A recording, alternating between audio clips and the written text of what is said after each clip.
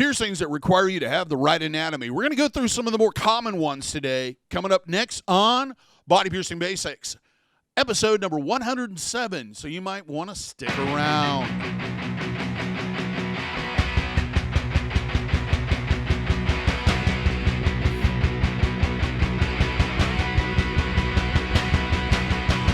For those that are new to the channel, first off, welcome to the channel. Hope you're enjoying the videos. Hope that you're finding them educational and informative.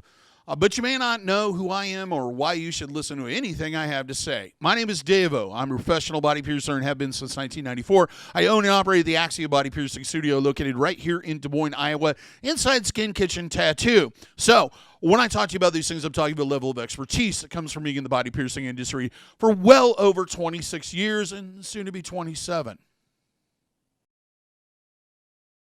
Now, today what we're going to talk about is piercings that you may or may not have the anatomy for. This is going to be some of the more common ones. I'm going to go through roughly about 18 of them. Not everybody has the correct shape in their body and anatomy and et cetera to get this done safely. In most cases, I would suggest having a consultation about the piercing before you come in and get it done. If you do set up an appointment to have the piercing done, it's a good idea to have a fallback plan. If, let's say, you're going in and you're wanting an industrial piercing, but you're unsure of whether or not you're going to be able to get it done, you should probably maybe have like, oh, well, if that doesn't work, I want to do my rook or my tragus or my date or what have you. So let's start out. I'm going to go through each one of these individually and kind of give you a breakdown of why. First one, Helix to Helix industrial piercings.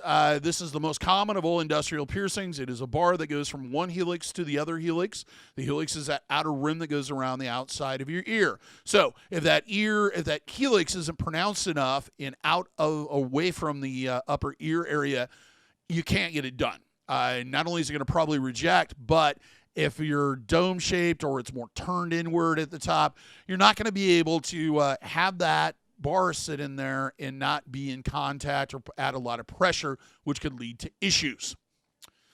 Second one, number 2, is the Snug. The Snug is done in this kind of dome-shaped area right here on the mid-ear area, usually done with a curved barbell.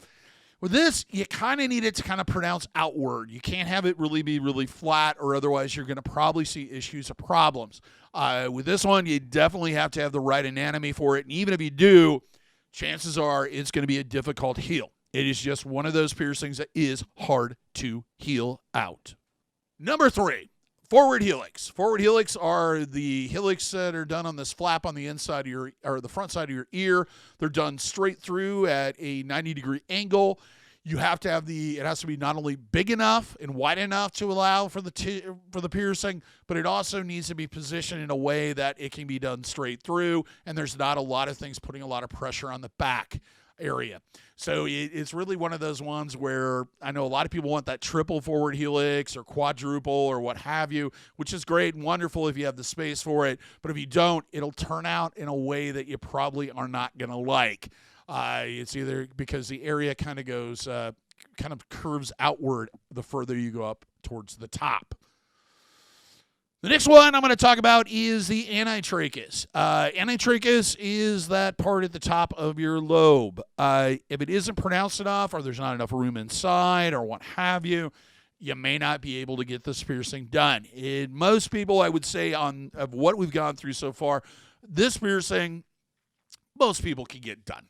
It just really can dictate what your results are based on your anatomy. Some are better candidates with this one, some are less. Another piercing I would say on the ear that's like that, or 2 other ones, would be the Dydoe piercing and the tragus piercing, possibly even the rook. You either have the perfect anatomy or you have something a lot less. And usually in most cases, those piercings can be done with what anatomy you have, but every once in a while you have somebody that comes in that's like, no, I can't do that. So there we go. That finishes up most of the ear stuff. So let's move on to the face. First one on the face we're going to say is eyebrow piercings. Eyebrow piercings, it's kind of like the Anti-Tragus. There's the best case scenario and then there's the worst case scenario. If you have a more pronounced brow where it's more meaty and more outward and easy to kind of separate the tissue and it's not flat to the body, you're going to have a much more much better success rate than if it's more flat to the body and not very fatty, or it's pretty much non-existent. This one, it's degrees. That's why usually men have a better option with this, or a better success rate with these, mainly because we tend to have more pronounced brows. Next up is a piercing that I don't do. If anybody's watched my pro cons video on this, you know all the reasons why I don't like this piercing, and that's bridge piercings. You really have to have that loose, fatty tissue right there where it's separate away from the bone enough, and it has to be placed just perfect in there to have it anchored enough to avoid migration or rejection. So that one, you really definitely is one of those piercings that if you're going in to get it done, I'd advise having a backup plan. Now that moves on to my first oral piercing on the list, and then we'll go through a few other ones. The first one is tongue piercings. Tongue piercings, really, it comes down to a couple different factors, and they're both involve the flornum tendon that's on the underside of your tongue. And that one is that if that tendon attaches too far forward for a midline piercing, the jewelry will keep in, or the placement of the piercing and the jewelry will move further out. This can increase the likelihood of enamel erosion, gum erosion, and softening of the bones in your mouth greatly. In most cases, if it's to the point where it's so far forward where there's no way to avoid this, or the person is tongue-tied where the front of their tongue kind of looks like a butt, then we're going to flat out refuse to do it for that reason, because it's too far forward. Since I'm on the subject of tongue piercing, I don't know, this should probably have its own separate listing, but the next one would be venom piercings, and those are two vertical piercings side by side just off the midline. With this one, you have to have enough room between that tendon and that area and the two main blood vessels that go on both sides. Not everybody has that space. It's kind of a real estate issue to have enough room in there to do them properly and safely. We want to avoid going through those veins because it can cause issues, including having issues with stopping the bleeding. And that brings us on to cheek piercings. Cheek piercings are a piercing that for years I said I did. I've done quite a few of them actually over the years. But increasingly, I was turning more people away than I was doing. And that is because you really need to have the proper anatomy for that particular piercing. You have to have that soft spot between the two muscle groupings where the jewelry can fit. And it has to be positioned in a way that's going to limit the amount of contact that you have with gums. I would say very few people do have that. Most people, it either ends up that we start looking at it and it's going to have to be a little too high or it's a little too low, or it's going to have to be in a way that the both sides don't match. I know everybody wants those cute dimples, but the truth is that there is a whole host of issues that are involved with cheek piercings, including the thing where you permanently damage your mouth or your saliva ducts and you have saliva leaking out of them, even when you abandon the piercing. Fun stuff. So yeah, cheek piercings is definitely something that you really have to have the right anatomy for. In the same vein of what we see with cheek piercings, one of the most common questions I get asked is about the dahlia piercings, the ones that are more inside to the corner of the mouth. These you really have to have the right anatomy for. That muscle grouping has to be far enough back where there's kind of a hollow spot there that's easy to pierce. Even then, you're probably more than likely to see rejection. You really need to find somebody that's experienced doing a lot of these and has had good success. I don't really advise getting them done. They're one of those piercings that's probably just not a good idea from the beginning. Now let's move on to jestrum piercings. They are the sister or brother or significant other to a vertical labret piercing, done straight up and down in a vertical way through the upper lip. With this one, you're done with a curved barbell. With this one, your lips have to kind of fold outward. A lot of people have kind of a flat upper lip. It really has to have that pronunciation and that kind of duck-like effect to keep it away from teeth and gums and etc. Otherwise, it's going to be too far in the mouth and you're going to have issues. The next one is one of those piercings that's really on the fence. Nipple piercings. Nipple piercings, it really depends on how pronounced the nipple is, if there's enough structure there to safely support the piercing in the jewelry without, especially on females, to avoid going into the areola area or behind the nipple. With men, most of them aren't developed enough to do. Usually they are through the areola, and sometimes that's not the best option depending on the person. It's not going to give the best outcome or the best look. The other thing is inverted nipples with women. Some can be done. I did a whole video on just inverted nipples. It really depends on what type you are, type 1, type 2, or type 3. And you really need a consultation to find that out. And it's usually best to kind of come up with a backup plan if you do set up an appointment to get that done. The 3 types are type 1, where they're inverted, but once they are there to the party, they stay there. The second one, they're inverted, but they come out fairly easily, and once they're there, they fade after a few minutes maybe. And the last one are the ones that just don't come out. The latter one, especially the ones that are creased in the center, usually are a terrible candidate when it comes to piercing. The other 2, usually you can have fairly good success, depending on your anatomy and depending on how well you take care of it and how well your body is willing to accept the piercings. Next up, moving down the body, is the navel piercing. Navel piercings, you really have to be an innie. You can't do an outie in most cases. There has to be enough room there for the jewelry. Your body type has to be in a way that you can visually see it. I know the increasing thing is to do what is called floating navels, where there's a large stone on the top and you can't see the inside. That's the way we used to pierce all of them, boys and girls, back in the day when we were piercing with rings. So it's one of those ones where you need to sit down, have a consultation, talk to your piercer about what your goals are, and figure out what's going to work best for you, or if the piercing is a good idea at all. Now, for those that are underage or don't want to hear about genital piercings, it may be time for you to leave the room. We're going to start off with female genitalia. This is clitoral hood piercings, vertical and horizontal. A couple of factors with that is how pronounced it is, whether or not it can support the jewelry safely.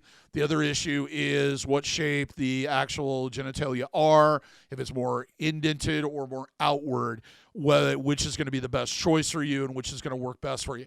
On this one, I really suggest that you set up a consultation. If you're unaware, you can do the Q-tip test, and most times you can kind of figure it out on your own. However, it's really something that you definitely need a backup plan if you plan on getting pierced that day. The next one's Christina's. With this, they're either a surface-to-surface piercing or they're through kind of a flat cliff-like ridge at the top of the female genitalia. You either have that space to do that in the pubic mound or you do not. There is no in-between on this one. I know a lot of people try to do them with surface barbells and other types of jewelry. Really, what you're doing is surface-to-surface piercings. They do have a low success rate. It's really one of those things where you just either have the anatomy and tolerance for it or you don't. And finishing out, actually I did these out of order, but it doesn't matter. The next one would be the triangle piercing. Triangle piercing is located below the clitoris.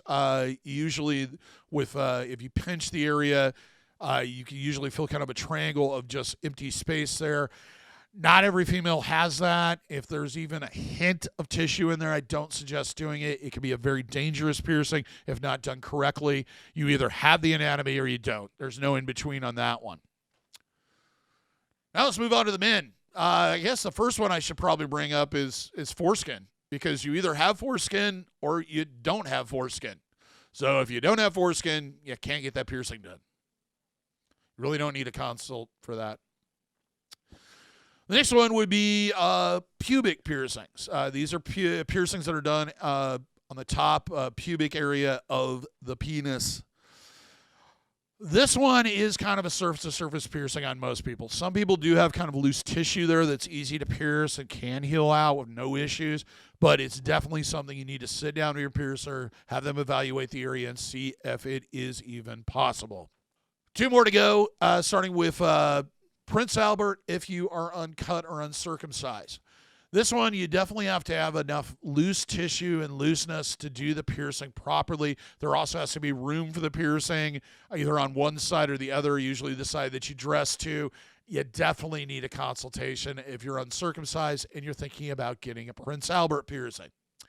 And the last one, Dydoes. Dydoes, you really pretty much have to be circumcised for them to work properly. I have had clients, I don't think I did them, but I think somebody else did them, where I've seen where they haven't had issues. They weren't uncircumcised. They got them done. They healed up beautifully. Never had an issue with them. Thing is even if you are circumcised, this piercing is prone to rejection and migration. depending on tolerance, the shape, etc.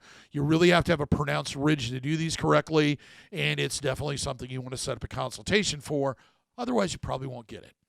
Okay, so that's all I have to say on piercings you should probably get a consultation on because you may not have the right anatomy for it. If you have any questions, please leave them in comments. I usually answer them when I have time. I'm slowly catching up. I've been behind for a while, and it's kind of bugging me. Also, if you liked the video, give me a thumbs up. Let me know that you liked it because we like it when you like it. If you would like to see more of these, please subscribe. Hit that notification bell so that you're notified every single time we post something. If you like merch, you like t-shirts, you like swag, check out our merch store. Plenty of designs, colors, and different products to choose from. Link is in the description. There's also one of those merch bars down there. Till next time, here's hoping all your piercings heal with ease and without a single issue. And if you're in the Des Moines, Iowa area, I hope to see you for your body piercing needs in the future. Have a good day, everybody. Take care, and we'll see you in the next video.